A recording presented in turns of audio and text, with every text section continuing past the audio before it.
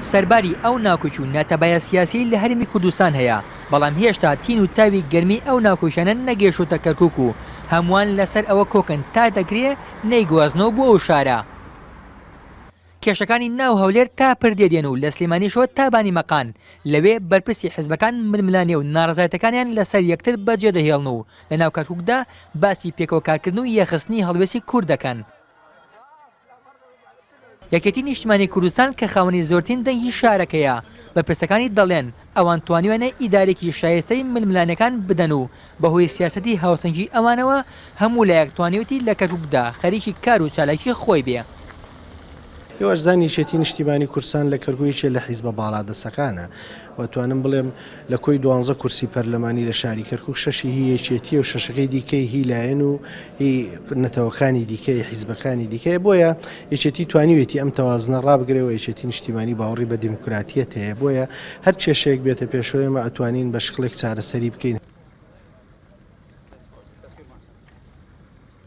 هەرچەندە قەیرانی دارایی و شەڕی داعش بەتوندی بەرۆکی هەرێمی کوردستانی گرتووە، بەڵام ئەمانە نەبوونەتە هۆی خاوبوونەوەی یان کەمکردنەوەی ناکۆکیە سیاسیەکان کەچی لە کەرکوک ئەم هۆکارانە بەتوندی کاری لە کادوو لایەنگرانی حیزبەکان کردووە و کارێک ناکەن کە نیشانی بدات حیزبەکان لە کەرکوکش وای بیر دەکەنەوە. بچوتنەوەی گۆڕان هێزێکی گەورەی ململانیەکانە لە هەولێر و سلێمانی، بەڵام بۆ کەرکوک سیاسەتەکەی هێواشترە و نەرمی نیشان دەدا. شاری کەرکوک بۆ نەفەسە ئیشمان کردووە کە بە حکمی ئەوەی ئێمە کێشەی گێڕانەوەی خاکمان هەیە بۆ سەر هەرێمی کوردستان و کێشەی دیاریکردنی سنوودمان هەبوو لە شاری کەرکوک ناوچە کوردستانەکانی دەرەوەی هەرێم، بۆیە بە نەفەسی معارەزە لە شاری کەرکوک کارمان نەکردووە. ئەولەویەتمان بەرژەوەندی نەتەوەیی بووە، بەرژەوەندی گێڕانەوەی خاک بووە و دیارە هەر هەمان ڕنگدانەوە لای لایەنەکانی کەشە بووە. بەرپرس و کادرانی پارتی دیموکراتی کوردستان لە کەرکوک هەرگیز نەیان شاردۆتەوە کە گلەیان لە ئیداری شارەکە هەیە، بەڵام لەم کاتەدا ئەوانیش دەستبەرداری گلەکانی پێشویان و ئێسایان هێناوە و دەڵێن کار بۆ یەکڕیزی کوورد دەکەن.